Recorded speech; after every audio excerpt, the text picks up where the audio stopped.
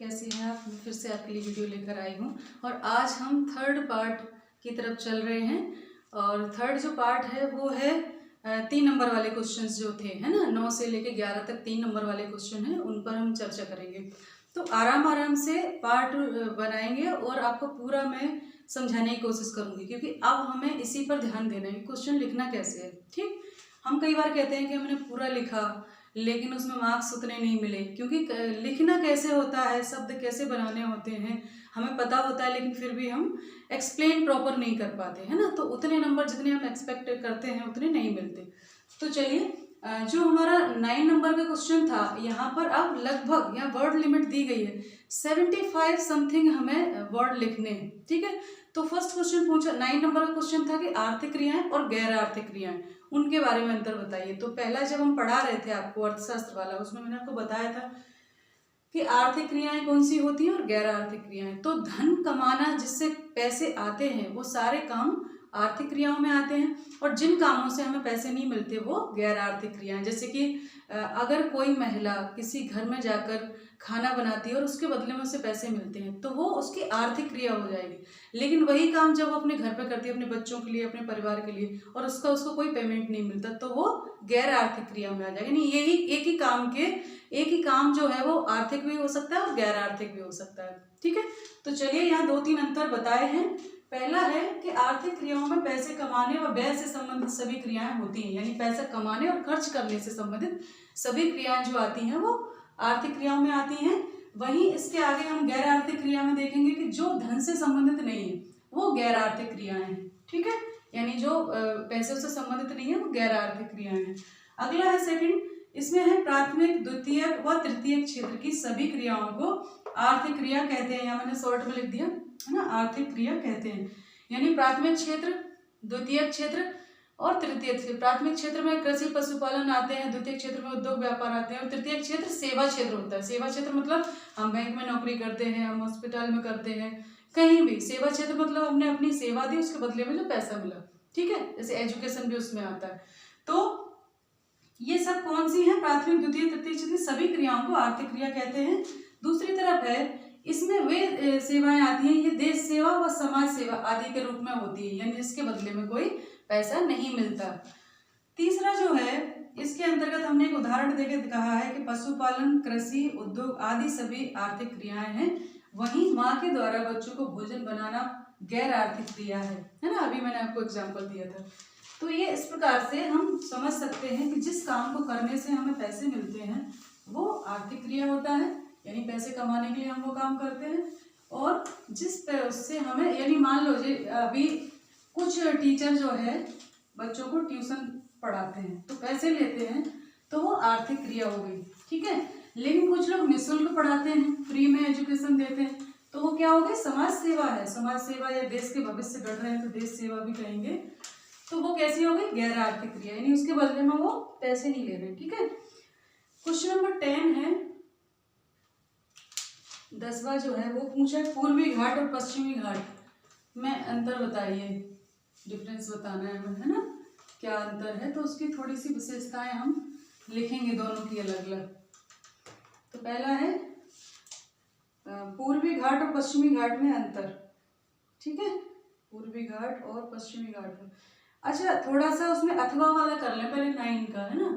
तो 9 का अथवा जो था वो था, इसका उत्तर लिखेंगे। 9 का अथवा पूछा था कि प्राथमिक क्षेत्र की क्रिया, है ना, और द्वितीय क्षेत्र की और तृतीय क्षेत्र की क्रिया वो है, उनके बारे में हमें बताना है। ठीक है, प्राथमिक, द्वितीयक और तृतीय क्षेत्रों में किस तरह की आर्थिक क्रियाएं संचालित होती हैं, एक उदाहरण बताना है। ठीक है, तो इसका उत्तर मैं लिख रही हूँ, पहले लिखूंगी सबसे पहले प्राथमिक क्षेत्र। प्राथमिक क्षेत्र जैसे हमने बताया था ना, प्राथमिक, द्वितीय, तृतीय की सभी क्रियाएं आर्थिक क्रियाएं होती हैं। तो प्राथमिक क्षेत्र का उदाहरण देना है हमें, तो वो है, प्राथमिक क्षेत्र का है प्राकृतिक संसाधनों का सीधा उपयोग करता है ना। यह है प्राकृतिक संसाधनों का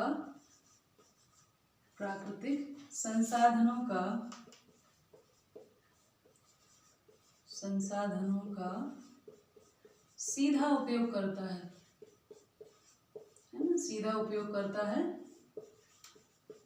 करता है। ठीक है, और इसमें हम उदाहरण बताएंगे, उदाहरण देंगे तो जैसे कि कृषि है ना, कृषि में सीधा हमने जमीन का उपयोग, प्राकृतिक संसाधन है ना भूमि, कृषि, पशुपालन, ये इसके अंतर्गत आते हैं ना, उदाहरण बताना था। दूसरा है द्वितीयक क्षेत्र। द्वितीयक क्षेत्र, तो द्वितीयक क्षेत्र में क्या आएगा, द्वितीयक क्षेत्र में वो सारी क्रियाएं आती हैं, अर्थव्यवस्था का वह क्षेत्र जिसमें प्राकृतिक संसाधनों को कारखाने में कच्चे माल की तरह प्रयोग किया जाता है। इसमें हम शॉर्ट में लिख दें, इसमें कारखाने में प्राकृतिक संसाधनों का, है ना, इसमें कारखाने में क्या किया जाता है, प्राकृतिक संसाधनों का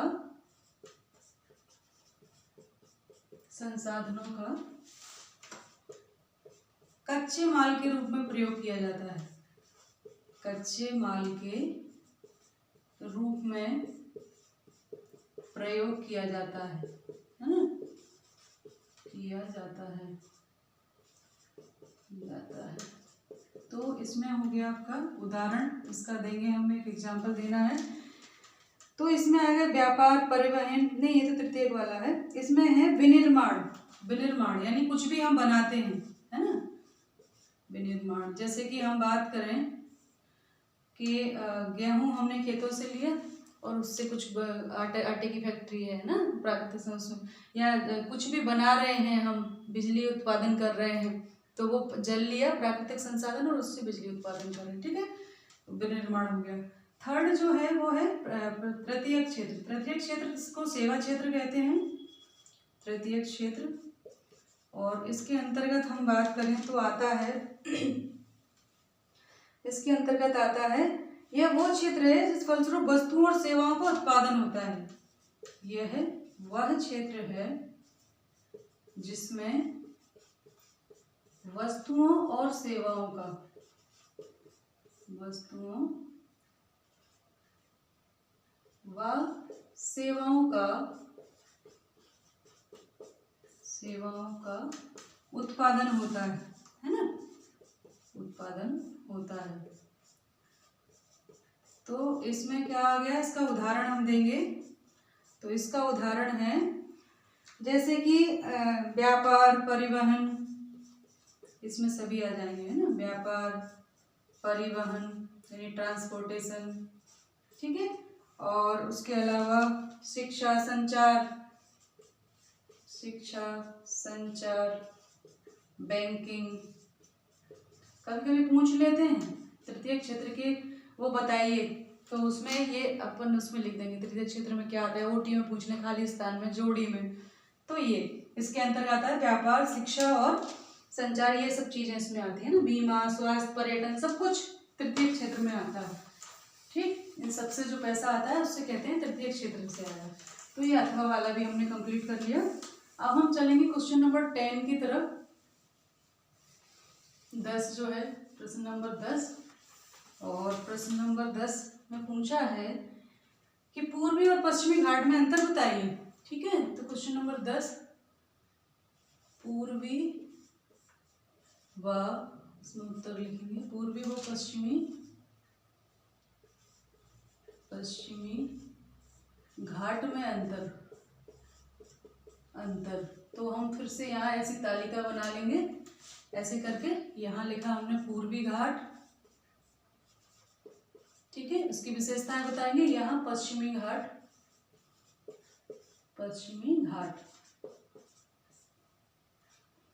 ये। ठीक, और यहाँ से अब हम इसकी विशेषताएं बताएंगे। तो पहले है पूर्वी घाट के बारे में बता रहे हैं। पूर्वी घाट बंगाल की खाड़ी की तरफ पूर्वी समुद्र तट की ओर है ना। पूर्वी घाट बंगाल की खाड़ी की तरफ, बंगाल की खाड़ी की ओर है ना, बंगाल की खाड़ी की ओर पूर्वी समुद्र तट की ओर है, पूर्वी समुद्र तट की ओर, है ना, है। ठीक, और दूसरा है इधर इससे पश्चिमी घाट कहेंगे। पश्चिमी घाट कहाँ है? अरब सागर की ओर है। पश्चिमी घाट, पश्चिमी घाट पश्चिमी समुद्र तट की ओर, समुद्र तट की ओर अरब सागर की ओर है ना, ये अरब सागर की ओर, अरब सागर की ओर है। ठीक है, यानी पूर्वी घाट कहाँ है? पूर्वी घाट बंगाल की खाड़ी की तरफ है, पश्चिमी घाट अरब सागर की ओर है ना। इसकी दूसरी जो बस अंतर है वो हम देखेंगे। पूर्वी घाट उड़ीसा के महानदी घाट से, पूर्वी घाट कहाँ से शुरू होता है? उड़ीसा के महानदी घाट से शुरू होता है ना, महानदी घाट से, ये महानदी घाट से शुरू होता है और जाकर कहाँ होता है? तमिलनाडु के नीलगिरी तक फैला है। तमिलनाडु के नीलगिरी, तमिलनाडु के नीलगिरी तक है ना। वहीं जो पश्चिमी घाट है वो कहाँ से कहाँ तक है? पश्चिमी घाट जो है वो, पश्चिमी घाट का विस्तार गुजरात से, इसका विस्तार गुजरात से और कहाँ तक है ये? गुजरात से लेके तो केरल तक है ना, केरल तक। ठीक है, केरल तक है। यही जो तीसरी हम इसकी विशेषता देखेंगे, अंतर देखेंगे, तो है ये पूर्वी घाट का विस्तार सतत नहीं है, यानी सस्टेनेबल नहीं है। पूर्वी घाट का विकास यानी डेवलपमेंट सतत नहीं है, सतत यानी एक जैसा, सतत नहीं है, कंटिन्यूटी में नहीं है ना। और यहाँ हम इसकी विशेषता देखेंगे 3। तो इसमें क्या है? ये वो पश्चिमी घाट की औसत ऊंचाई 900 से 1600 मीटर है ना। इसकी ऊंचाई कितने से है? 900 से 1600 मीटर है। ठीक है, इसकी ऊंचाई कितनी है? 900 मीटर से लेके 1600 मीटर। चौथा जो है अंतर वो है कि पूर्वी घाट की औसत ऊंचाई 600 है।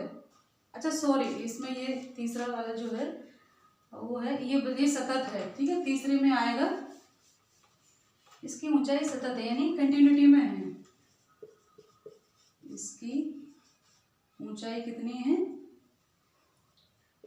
इसकी अरे नहीं, ये सतत है ना। पश्चिमी घाट जो है ये सतत है, जैसे ये सतत नहीं है और यह सतत है यानी सस्टेनेबल है। ठीक है, एक जैसा कंटिन्यू।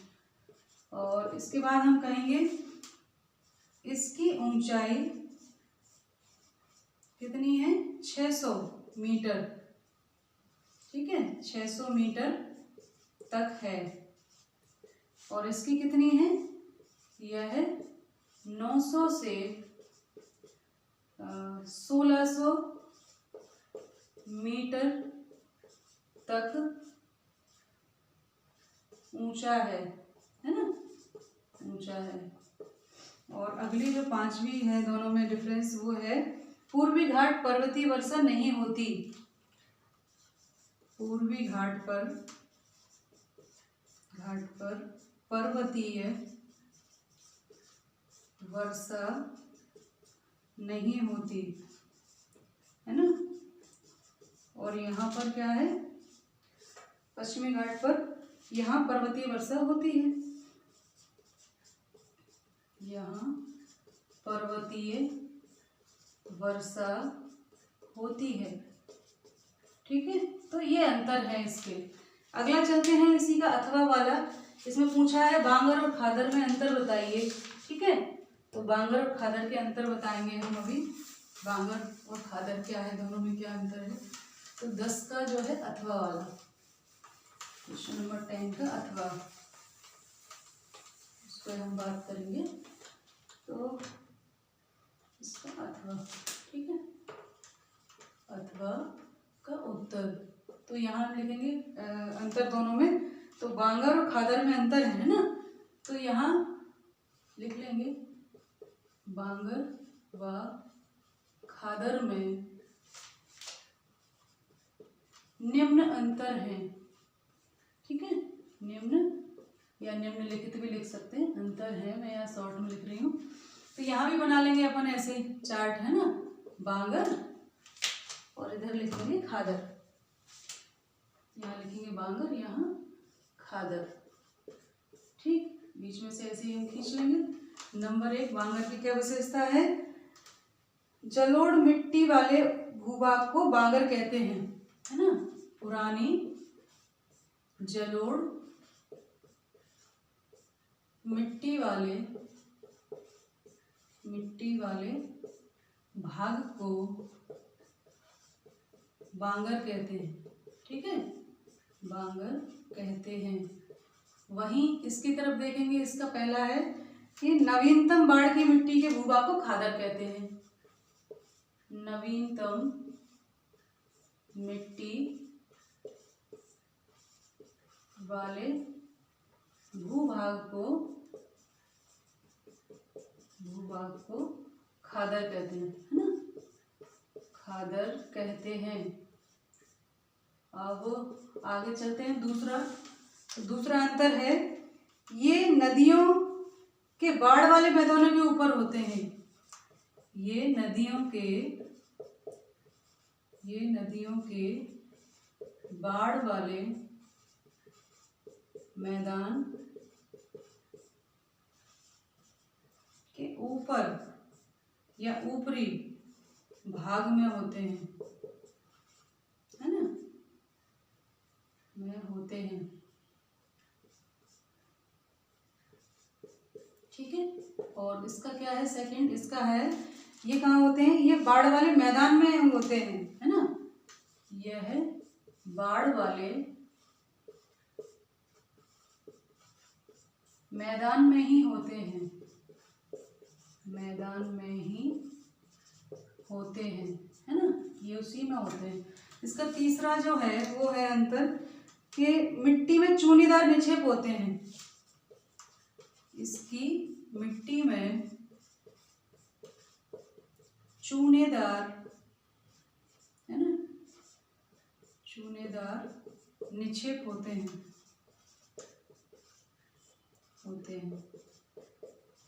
और यहाँ क्या है, यहाँ प्रत्येक वर्ष पुनर्निर्माण होता है।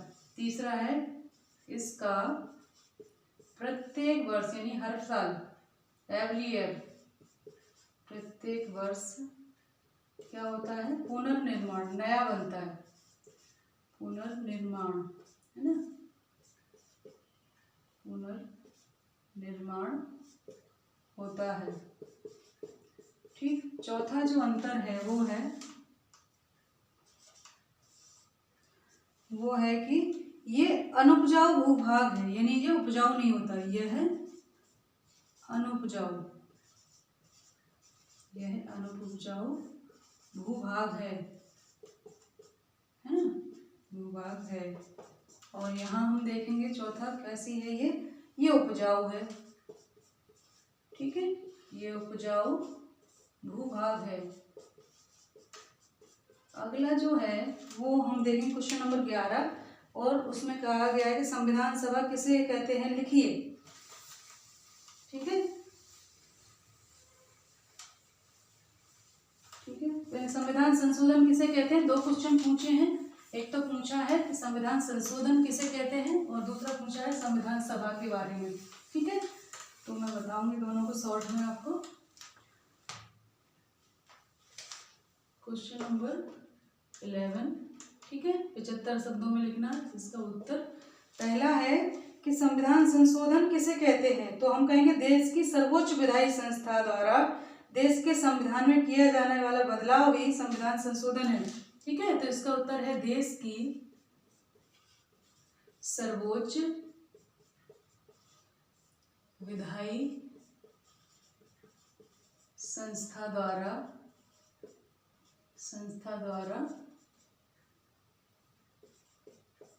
देश की, है ना, देश की सर्वोच्च विधायी संस्था द्वारा देश के संविधान में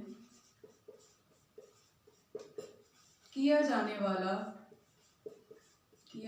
वाला संशोधन ही क्या कहलाता है? संविधान संशोधन कहलाता है। ठीक है, संविधान संशोधन कहलाता है।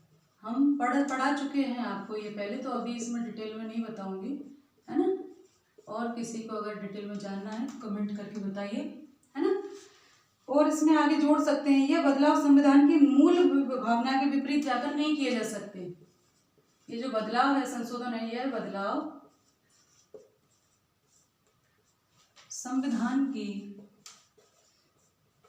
संविधान की मूल भावना के विपरीत जाकर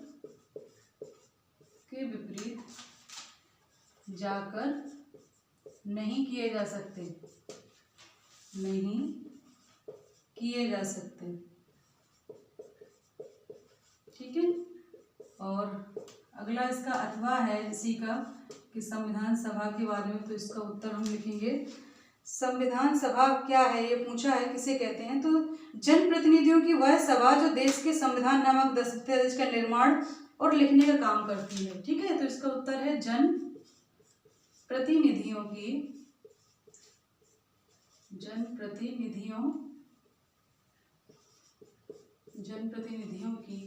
वह सभा जो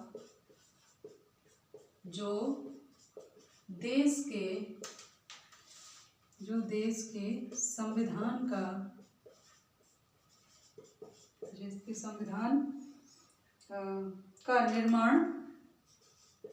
निर्माण व लिखने का काम करती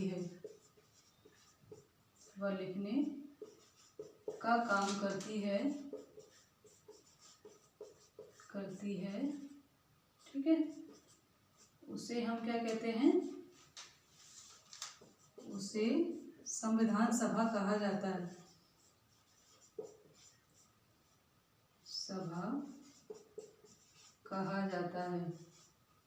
ठीक है, जाता है, तो ये संविधान सभा होती है। ठीक है, तो ये हमारे क्वेश्चन कंप्लीट हुए, जो 75 वर्ड्स में हमें लिखना है ना। इसको और बढ़ा सकते हैं, पर उतना लिमिट जरूर याद रखें, क्योंकि अनावश्यक के क्वेश्चन हमने बहुत बड़ा लिख दिया जो कि कम नंबर का था, और जो बड़ा ज़्यादा नंबर का था उसको हमने छोटा लिख दिया। तो वर्ड लिमिट्स भी सोशल साइंस में देखते हैं। ठीक है, तो आप ये ध्यान रखते हुए करें। अगला जो वीडियो में हम इसके आगे वाले क्वेश्चंस जो है 4 नंबर वाले क्वेश्चन लेकर आएंगे, तो ध्यान रखिए, पढ़ाई करते रहिए। नमस्ते सभी को, धन्यवाद।